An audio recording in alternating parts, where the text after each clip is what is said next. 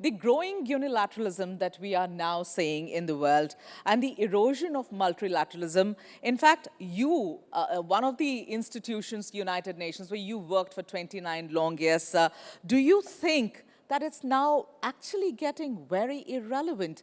It has no control over anything that's happening across the world.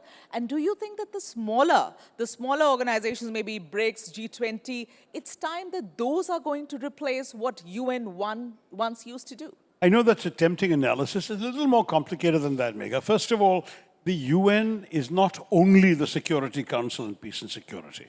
If you look at the Security Council and its role in upholding international peace and security, I agree with you that the UN has become essentially irrelevant to a very great extent. If you look at the fact that they were pretty much irrelevant when it came to the recent conflicts in Syria, in Libya, in Ukraine, and now in Gaza, and now, of course, in Iran too. I mean, what can they do? The US has a veto and they're sitting on the Security Council, just as the Russians had a veto when Ukraine came up. You know the Council will be helpless when a permanent member decides to do what it wants to do. So to that degree, on peace and security, the UN is, I'm afraid, currently irrelevant. And it will remain irrelevant as long as the permanent members are divided or as long as one or more permanent member decides to do what it wants to do. The others are not able to stop it because it has a veto.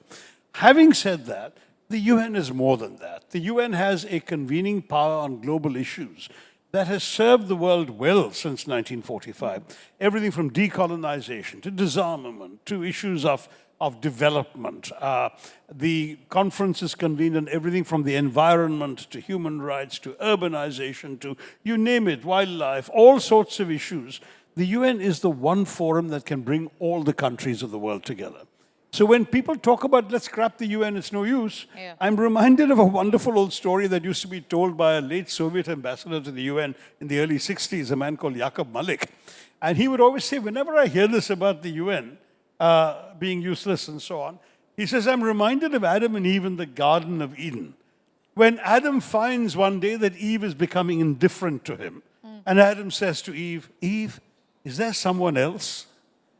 You ask that question, you know, just as there was no one in the Garden of Eden apart from Adam, there is nothing in the world apart from the UN. There is no other platform that brings every single country together on one forum where they can actually talk to each other, meet, convene, discuss.